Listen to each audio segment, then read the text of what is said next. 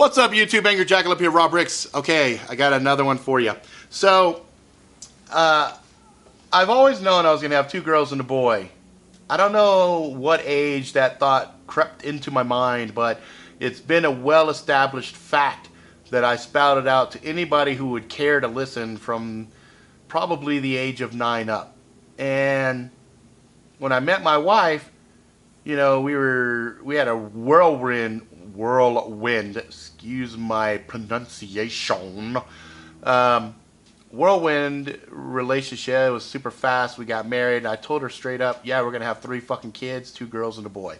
She was like, bullshit. And lo and behold, we ended up with 2 girls, 1 boy, as I predicted, as I said.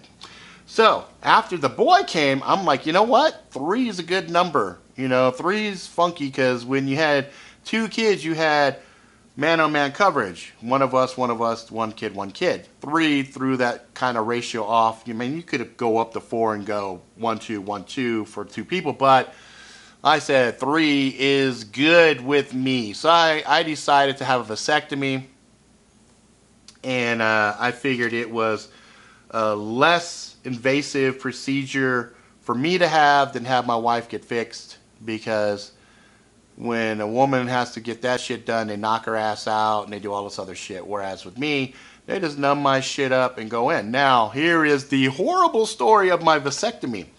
So we go into the spot. I got my appointment. We're ready to go. They gave me a Valium prescription that I could take the day of the procedure in the morning. I said, I'm a motherfucking man. I don't need no Valium. I'm not scared of this shit. What's the motherfucker gonna do? He's just gonna cut a little hole in my sack, go in and fucking snip some shit or whatever. I ain't fucking tripping. So I go in, and I expect it to be one dude taking care of my shit. So they got this one nurse that I had been talking to, because I'd gone and seen this doctor a couple of times, and I'd seen her, and we were both comparing tattoos and talking, and she was cool. She was, you know, she wasn't, you know, she was good looking, not a big deal, you know. And I wasn't tripping because, fuck, she'd seen me with my wife a few times, and so she knew I was married, so it wasn't like I was trying to holler at her and she wasn't trying to holler at me. So it was cool, you know, whatever. And then we go in, and they got me sitting there, my fucking balls hanging out and shit. I got big motherfucking balls. I'm not saying that just to be like, I got big balls, you know, like I'm bragging or anything. I'm just stating a fact. I have large fucking testicles, and I don't really give a fuck, but YouTube won't let me pull them out and show you. But, you know, suffice to say, they're large. So homeboy is down there, and he's fucking. So they numb my shit up. And I don't even remember how the fuck they numbed it up, but they numbed my shit up, and homeboy is down there, fucking Johnny Bench with fucking vice grips. He's just fucking gripping my balls like this. And you don't want to ever see a motherfucker doing this while he's at your shit. And I'm like, okay. So he's like, you know, I need more light on this. So in comes the fucking nurse. And when I had a man grabbing my shit, my dick nanooked. Okay, my dick's like fucking hiding, like, ugh, don't touch me, you know. You can grab the balls as much as you want. He's yanking my balls and shit. My dick is like, fuck, this is like, feels gay shit. My dick's fucking, I don't want a man fucking with me. In comes the chick. She's looking with a fucking lamp. He's like, yeah, we need a heat lamp to help, you know, relax these, because I guess it was cold and my balls, you know, your balls work. Dudes, you know your balls work. When they're cold, they pull up to your body. When they're hot, they hang, right?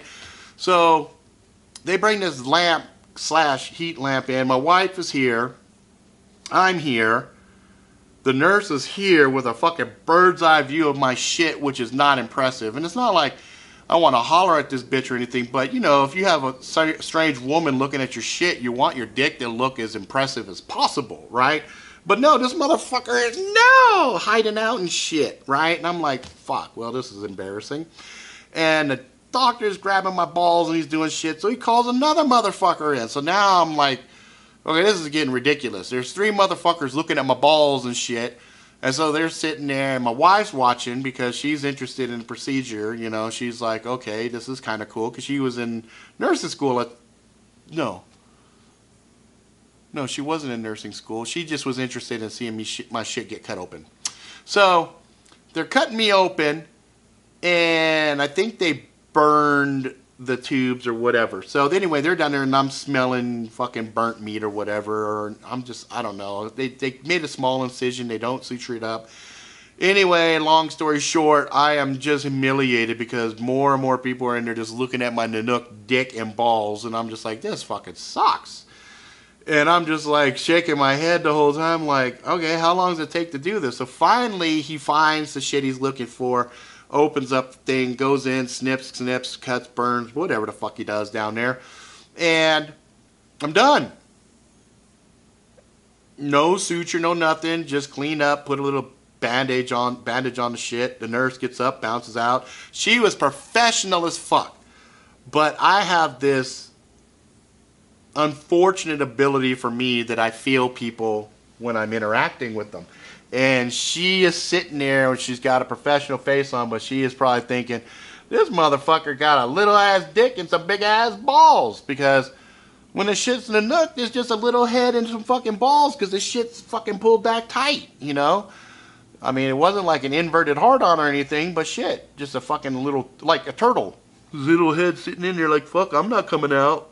You got fucking sharp shit out there. I don't want to get cut. It was embarrassing. I was like, damn, when my shit's hanging, it's fucking impressive. At least I feel it's impressive. It's a decent dick. It's not like Diggler dick or anything like that. I'm not Peter North or anything. But considering I'm half Japanese and half white, I'm glad the white side fucking paid off there as opposed to the Japanese side. So anyway, take care of it. He's like, do you need pain meds? I'm like, fuck, I don't know. I can't feel shit. He goes, oh, you'll feel something later.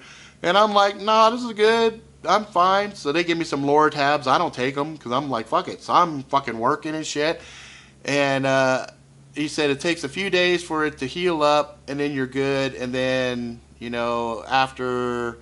fuck, I don't know. He said 2 or 3 weeks you could have sex again or something. And I don't know. I think I had sex way before I was supposed to. But anyway, it doesn't matter. And I'm sitting there and I'm not even tripping. Like, it wasn't even a big deal until my daughter came up. She ran up to me. Miley came up to me and said, Dad. I'm like, yeah. She just plopped in my lap and it just felt like I got kicked by a fucking donkey. Felt like I got kicked by a donkey right in my shit because she just landed in the most inopportune way and it just lit me up. So anyway... that is my vasectomy story. And if I'm looking red and everything else, it's because it's getting fucking hot in here. It's getting hot in here. So very hot in here. I know. Enough. That was bad. Sorry. So, yeah, that's the vasectomy story. If you like the stories, please like.